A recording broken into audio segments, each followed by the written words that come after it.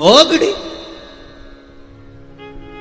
अरे बचपन में बात करने वाले बहुत मिलेंगे, जवानी में भी बहुत मिलेंगे, अधेड़ी में कमाई करोगे उस समय भी बहुत मिलेंगे। बात करने वाले नहीं मिलेंगे तो बुढ़ापे में नहीं मिलेंगे, बस इसके बाद में बात करने वाला कोई नहीं मिलता, आखिरी तक नहीं मिलता, फिर तो वही मिलता।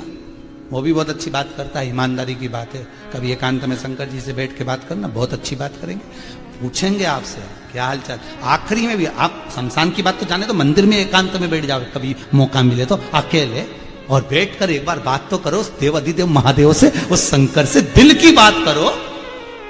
हम यहां गौशाला पर आते हैं, एकांत में आनंद लेते लेते भगवान शंकर से पूछ लेते। कभी कभी ये चैनल वाले भी सोचते होंगे अंदर इधर शिव गुफा में चले गए, गौशाला में ये मन चित्त वृत्ति में बस उससे बात कर ली, थोड़ी देर बैठ गए चित्त आनंद में। का हाल चाल है? भोलेनाथ तुम्हारा मकान बन रही है, कोई कमी हो तो बता देना।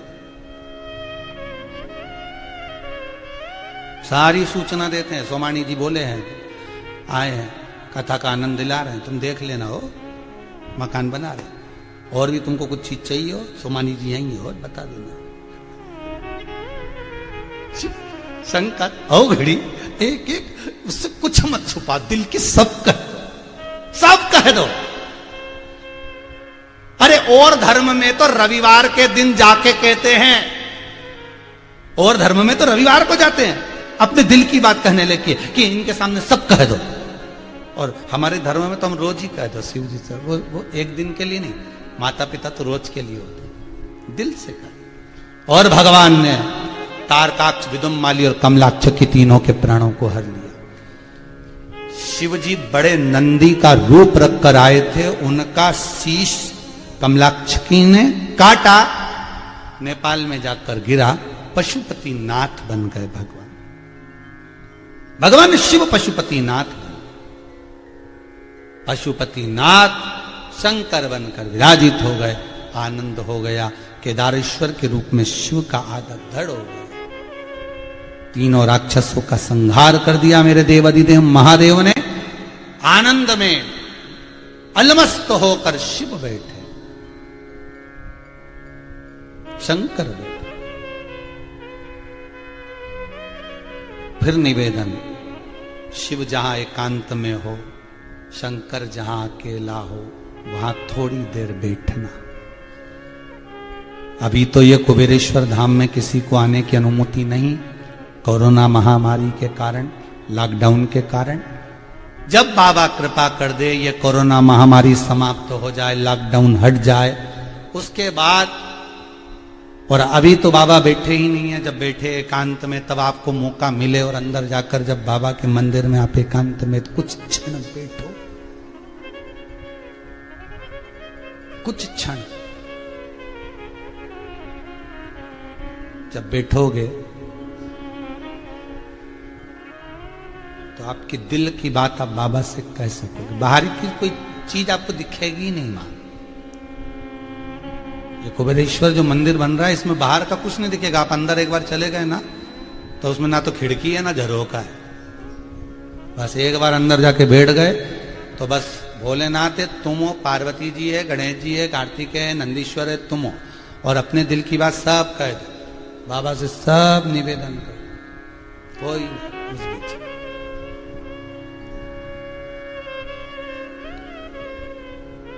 दिल से कहो।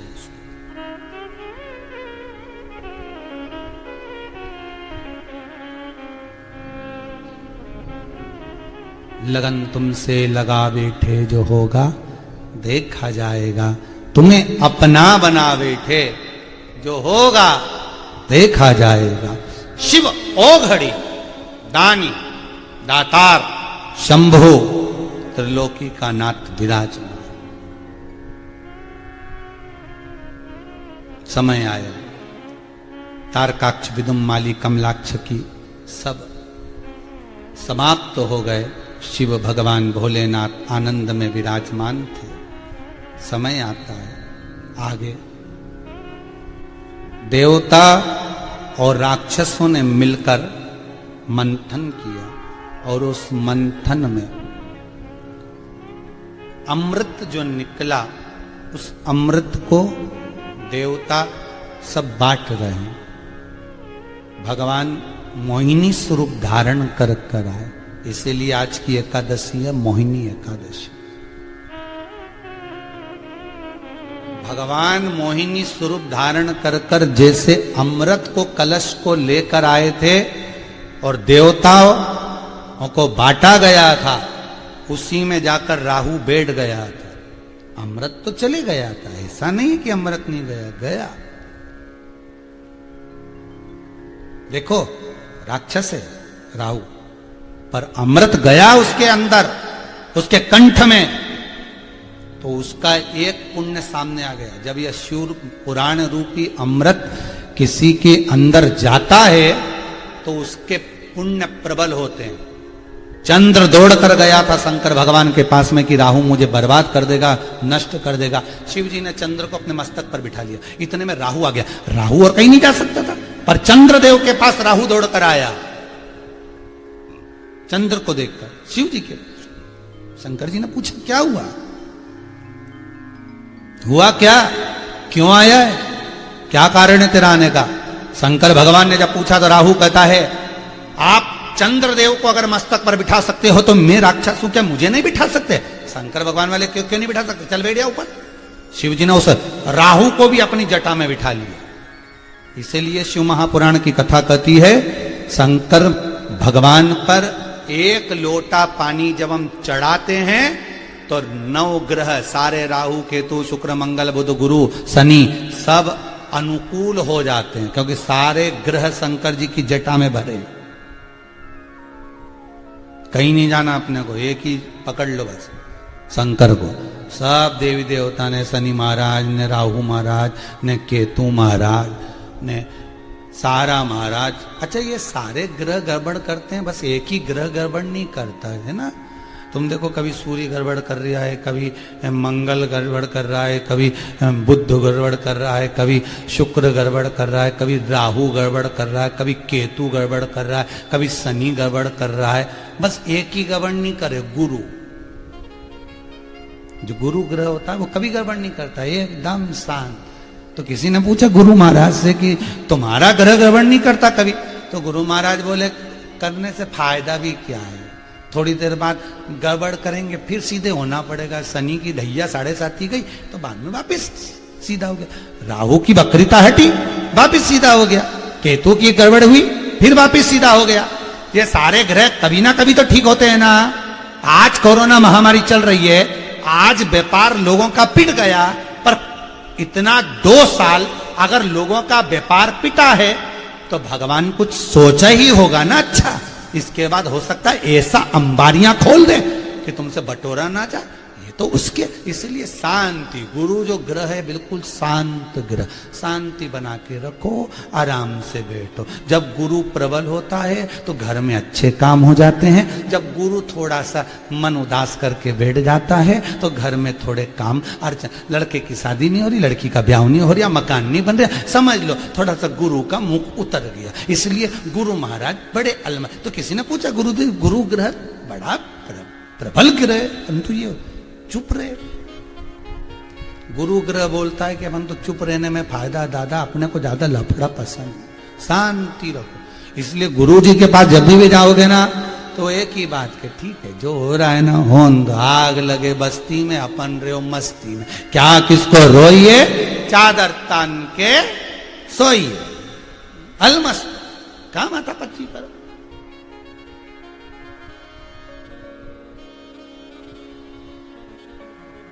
क्या मतलब उससे, शांति बस। अब राहु बैठ गया, शिव जी राहु को भी अपनी जटा में बिठाए, शंकर राहु को भी अपनी जटा में बिठाए। ऐसा नहीं कि देवता अगर शिव जी की आराधना कर रहे हैं तो राक्षस भी शिव की आराधना कर, राक्षस।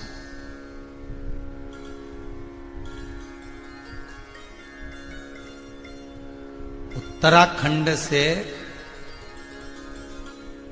कोई भाई कहाँ मिलने आया था, ध्यान नहीं, शायद दुर्गापुर या कहीं कथा में मिलने आया था। वो बोल रहे थे कि आपने बोला है कि एकांत में जो शिवलिंग है उसका पूजन करो। हम एक जंगल में जाकर एक शिवलिंग था, उस पर कोई पानी नहीं चढ़ाता था, वहां कोई जाता नहीं था, बहुत गंदगी थी।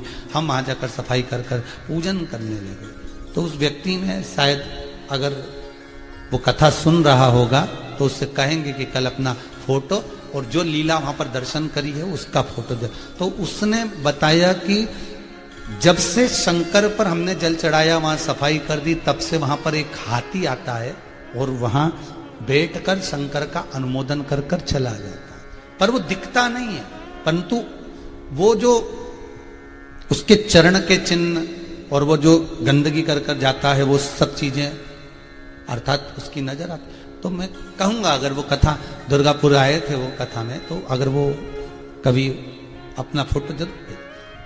अपन कहते हैं कि मनुष्य भगवान का भजन कर रहा है, पर शिव महापुराण की कथा कहती है शंकर का अनुमोदन केवल देवता नहीं, शंकर का अनुमोदन केवल मानव नहीं, शंकर का अनुमोदन तो पशु और पक्षी भी करते हैं, पशु और पक्षी भी करते हैं।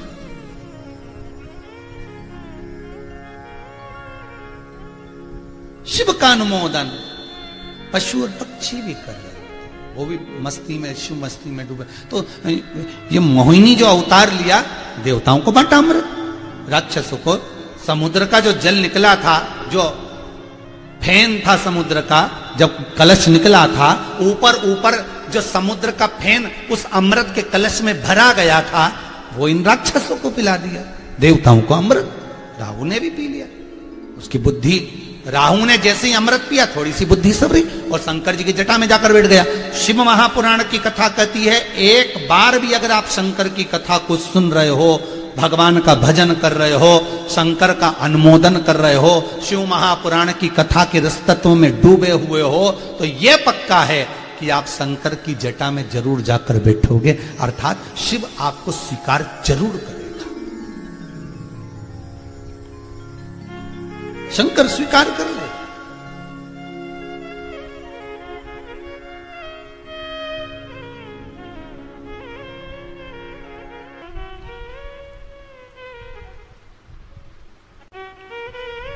कंठ में विष है। शिव महापुराण की कथा कहती है बाबा की अगर भस्म मिले, या आप कभी शंकर जी पे भस्म चढ़ा रहे हो किसी मंदिर में, शिव जी का अभिषेक के बाद भस्म स्नान अगर आदि करा रहे हैं, वो भस्म अगर मिल जाए तो वो कंठ पर लगे। क्यों? उसका कारण है, कहते हैं मान लो कोई चीज हमने भोजन में ग्रहण करी, कोई चीज हमने पाई और वो शरीर में जाकर विष बना रही है, या उससे कोई बड़ा रोग उत्पन्न हो रहा है, कैंसर जैसी बीमारी भी अगर उत्पन्न हो रही है, या ट्यूमर या कोई अन्य किडनी विडनी कुछ गड़बड़ हो रही है, तो कहते हैं शंकर की भस्म कंठ पर लगा ली जाती है।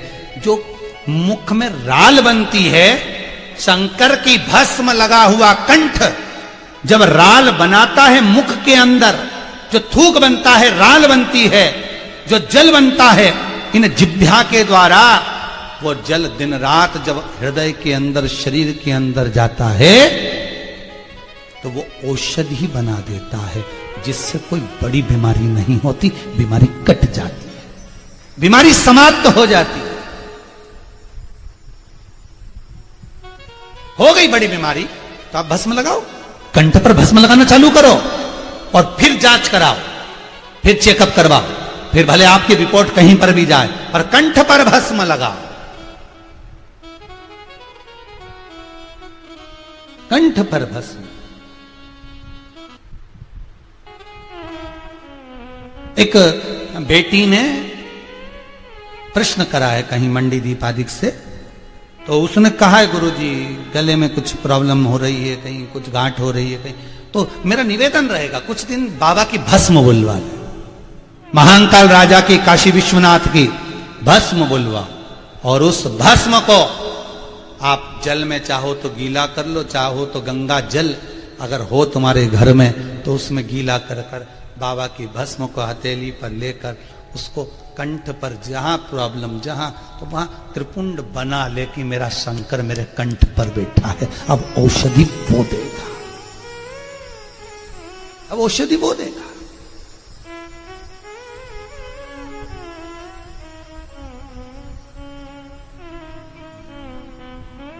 उसके रुद्राक्ष में, उसकी बेलपत्र में, उसके शमी पत्र में, उसके एक एक अंश में औषधियां हैं। औषधि उसके अंश में, एक एक अंश। भस्म लगा और शंकर नीलकंठधारी बन गए। नीलकंठधारी बने, विष पी लिया तो शिवजी के पास में विष आया, देवताओं के पास अमृत आया। अमृत और विष आने का कारण उसका भी एक प्रभाव है। अमृत देवताओं के हिस्से में आ गया, विष जगत का पिता है शंकर, जगत का बाप है मेरा शिव। और जगत का जो पिता होता है, जगत का जो बाप होता है, घर का जो बड़ा होता है, घर का जो भयो होता है, विष उसी के हिस्से में आता है, ठंडा उसी के हिस्से में आता। घर की ठंडी रोटी कौन खाती है? घर की मां। उनको मालूम है बहू खाएगी नहीं, अपने पति को देगी नहीं, मैं अपने पति को दूंगी नहीं, रोटी बाद में फेंकी जाएगी, उससे अच्छा है कि ठंडी रोटी मैं ही खा लूं। घर की मां ठंडा वही खाता, ठंडा वही पाता, ठंडा वही पाता। विष उसी के हिस्से में आता। और आन दो, पार्वती जी कहती आप विष पी रहे हो, देवता अमृत पी रहे। आपने एक बार अपने मुख से नहीं कहा कि अमृत मुझे दो। शंकर जी बोले उनको अमृत पी लेने दे, और अमृत पीने के बाद भी अमर नहीं हो पाएंगे। शंकर कहते हैं कभी कभी अमृत भी काम नहीं करता। शंकर जी कहते कभी कभी विष भी काम कर जाता है। विष भी, शिव कथा कहती है गुरु के हाथ की पड़ी हुई छड़ी, डंडा, थप्पड़ और वाणी विष जैसी होती है पर अमृत जैसा काम कर जाती है। छड़ी पड़े छमछम और विद्या आए, तो ये अमृत का काम कर जाती है, ये अमृत तुल्य हो जाती है, ये अमृत के भाव को प्रकट कर देती है। तो फिर क्यों ना शिव कह रहे हैं मेरे कंठ में जो विष भरा है ये अमृत तत्व है, ये कोई साधारण नहीं। ये देवता अमृत पिए तो हमारे भाग्य में जो मिला होगा हम वो पिएंगे, और पिएंगे तो उसका सुख ही दूसरा होगा, उसका सुख दूसरा होगा।